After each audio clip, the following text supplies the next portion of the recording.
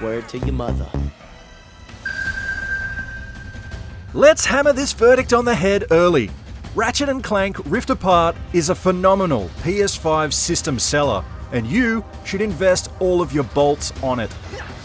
With that being said, I'm just going to start this review with a non-spoiler tip that I wish I'd known before 100% clocking this for the first time on Renegade Legend difficulty.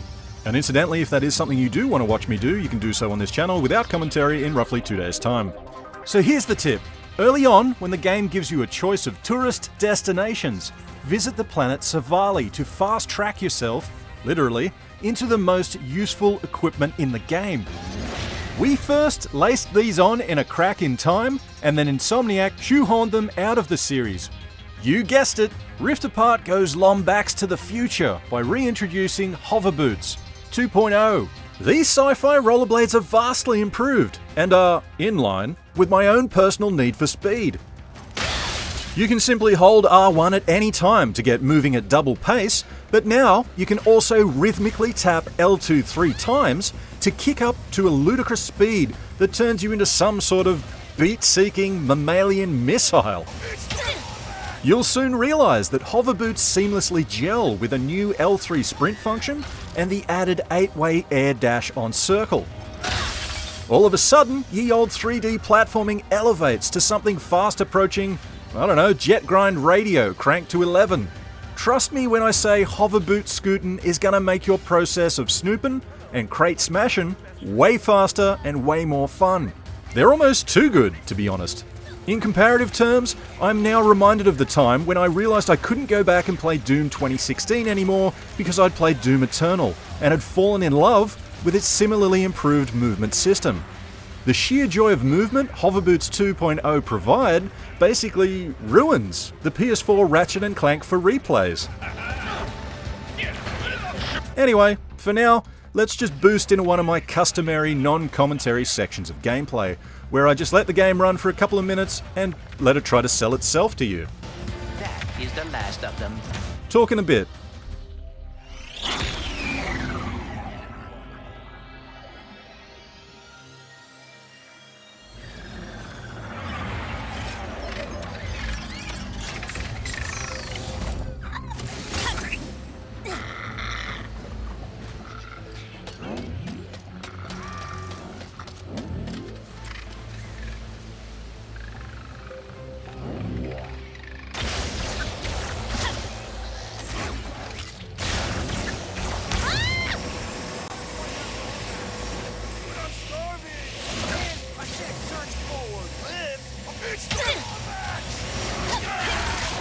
So we can find his TV! Don't let her snatch the fruit! That's our knife! I'm not done yet!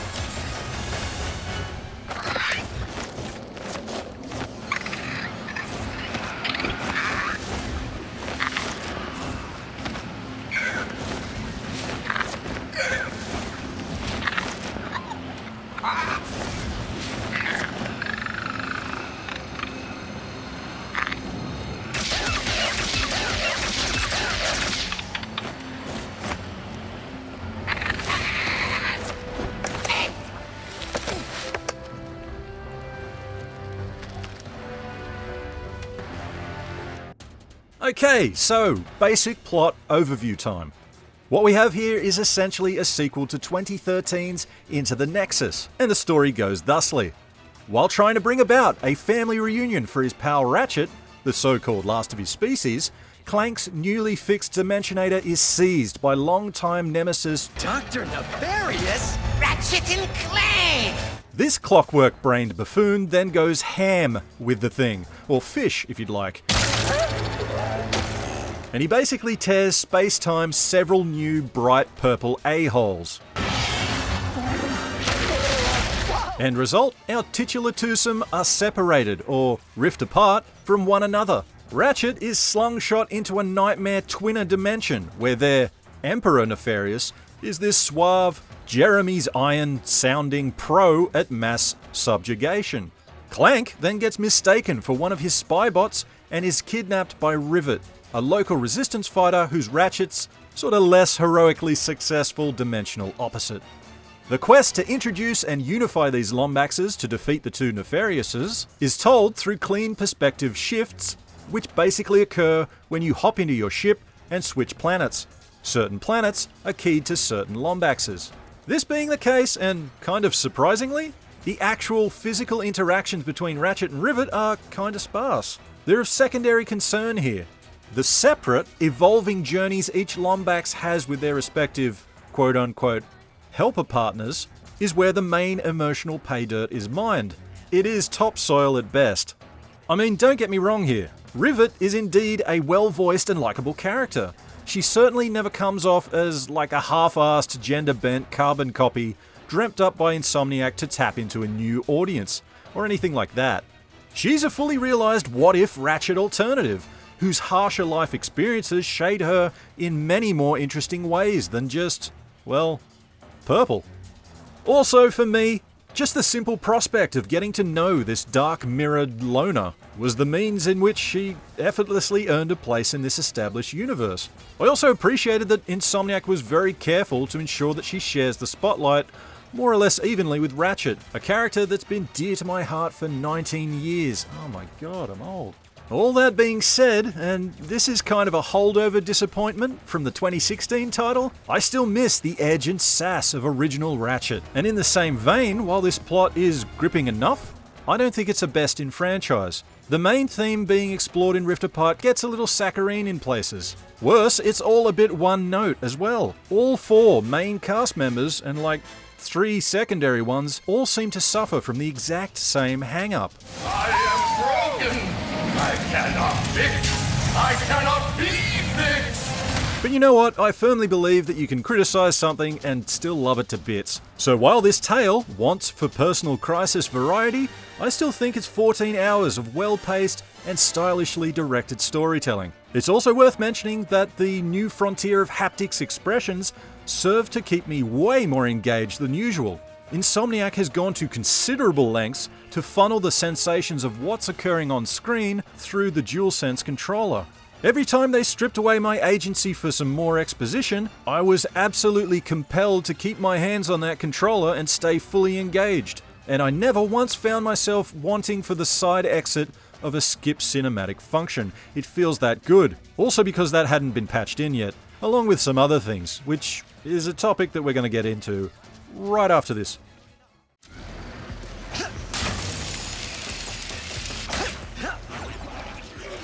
Aha! That has to be the access console. Letting in line is against the law! Where did you even come from?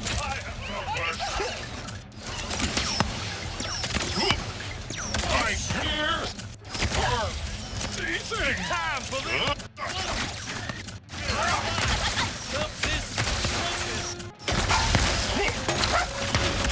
What the yikes? Oh, wow. Oh, no. I am glad to see you have survived the journey. Now die.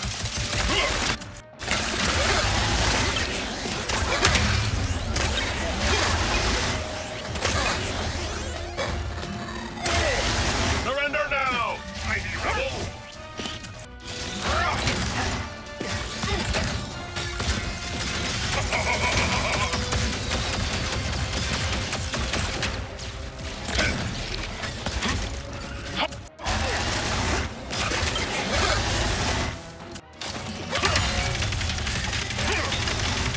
I am closing in on you, rebel!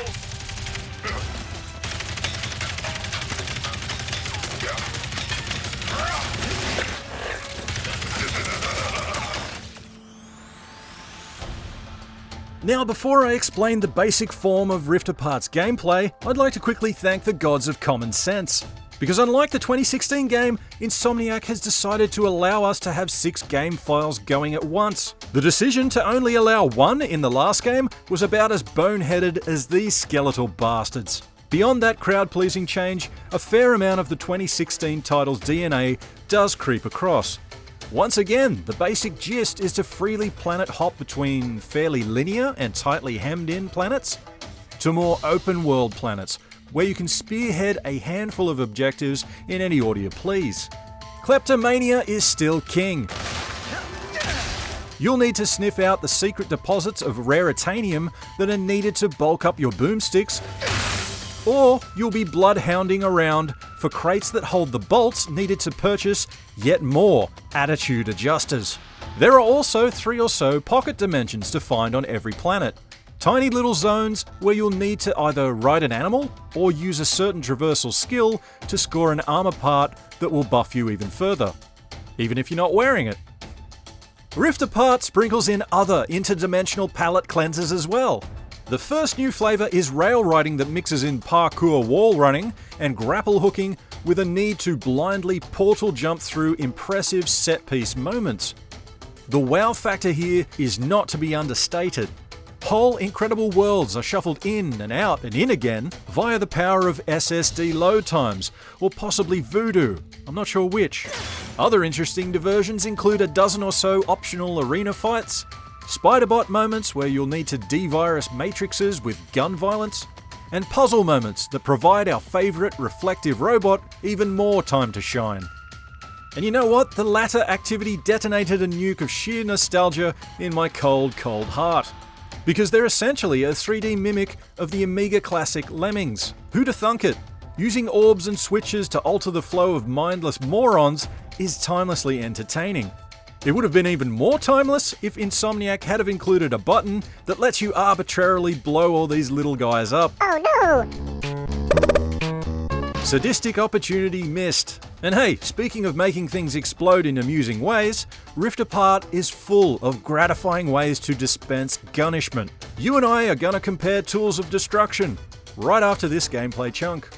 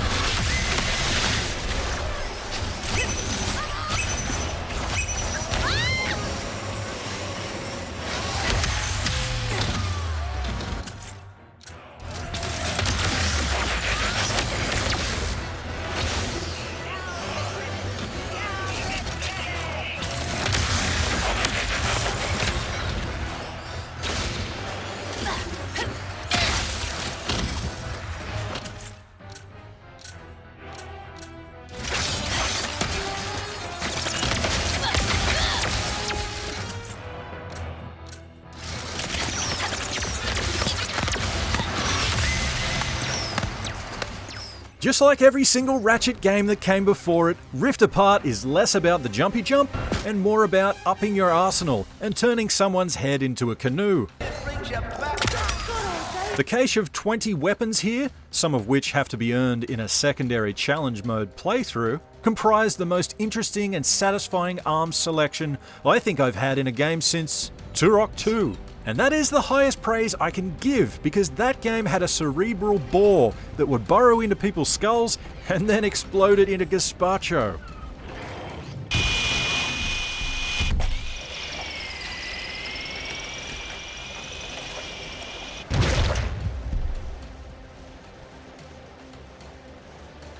While this game has got far too many guns for me to detail here, the overall good news that I can tell you is that there are next to no duds in this bunch. Some return from the previous game, stuff like the Doom Blades, the Peacemaker and the Glove of Doom. Also, the means to upgrade guns is largely the same.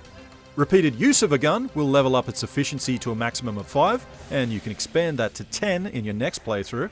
The higher the gun level, the more potential perk nodes you can unlock with Raritanium. There are also some mystery node blocks in there that need to be encircled with purchases to unlock especially useful bonuses. New weapons will appear in the shop in a near constant stream, and each require drastically different strategies to use. When everything was going right for me, a burst pistol and a shotgun called the Enforcer could adequately handle mid to close range pests. But when I was hurting, and the screen was absolutely crawling with the second worst case of crabs I've ever seen, I was so glad that I'd invested in 3 other weapon subtypes that I'll unofficially call Stallers, Distractors, and Cover Sneaks. The first group includes the Cold Snap, which Walt Disney's people on the spot, and the Topiary Sprinkler. That particular sucker can turn even a boss enemy into an inanimate, bolt-filled shrubbery that can be subsequently pruned and harvested for bonus currency. So yeah, if you want to become wealthy quick off a hedge fund, you should become a shrubber. And bonus points if you can shrub a second enemy right beside the first, only slightly higher so you get a 2-layered effect with a little path running down the middle. Moving on, the distractor weapon types are a series of mini-me drone dispensers. And that could be a flock of mushroom people who pop off shots, a bombardier drone who rains death from above, or a carnivorous ankle-biting robot, times 10. Whichever one you go with, they're all going to draw aggro away from you, which is breathing space for you to go find more health or to charge up a biblical response. Last of all, cover sneaks are pretty self-explanatory. For example, you could use the arc-aimed shatter bomb to lob explosive death from complete safety. Or you can use my favourite, the ricochet. One tap acquires a victim, and then you can literally pinball a metal sphere off their melons while you chuckle away in cover. Thanks to the best haptics I've felt through the DualSense yet, that process feels like your forehand slapping somebody in the face. If you demand satisfaction, sir, the ricochet delivers. And I'm happy to say that that's true with almost all of the weapons. Every one either comes with a unique haptics expression tied to it, or uses the adaptive triggers in a cool and engaging way. Honestly, the only thing more impressive than the varied strategies and actual physical trigger discipline needed to wield these guns well is how fast Insomniac has made these firefights. Make no mistake, in some of the arena fights on the hardest difficulty setting, Rift Apart delivers returnal levels of frenetic third-person shooting. It feels great. When it comes to pros and cons, the most obvious award I can give Rift Apart is for its luscious visuals. Now, it is important to note that I can't attest to the performance modes that favour 60 frames per second, because that is in the day one patch and it's out of my grasp. That being said, all of the footage here is from Fidelity mode, and I can say that this mode runs rock solid and is about as mind-blowing as a cranial tap from the migraine. Special mention also has to go to Insomniac for fully embracing the unique features and impressive audio properties of the PlayStation 5. The DualSense I've already covered, but it's also worth mentioning that this game delivers a Wonka's factory worth of ear candy through the Pulse 3D headset. It's abundantly clear that every department in Insomniac has come together to make all the guns look, feel and sound incredible. When it comes to cons, I only have 2 points here where I found myself annoyed at some poorly thought out game design. Firstly, when you're on the planet of Savali, don't waste an hour trying to find Gold Bolt number 3 of 3. The game never says it, but you simply cannot locate or acquire it until much later in the game. And that's kind of the same deal in Sargasso earlier on. You're going to take on a submission that tasks you with legging it about to find 60 bits of fruit for a dragon. Some of these delectable collectibles are positioned on high peaks. Eventually, you'll figure out that, you actually have to need to find every single ground-based fruit before the game decides it's time to hand you the ability to aerial blast the higher up ones. Once again, it's just a big, needless waste of time that should have been telegraphed better to the player. Aside from those moments, and the odd bug where enemy AI pathing got balked because they got stuck on stuff, the overwhelming majority of Rift Apart is, ironically, put together quite well. Rift Apart confidently veers this franchise back on course. It's the sort of product that I think is great enough to inspire a new renaissance in 3D platforming. Jack, Daxter, and Sly, please take note of this absolute win here today, because I can't think of a better time for all of you to double jump back into our lives.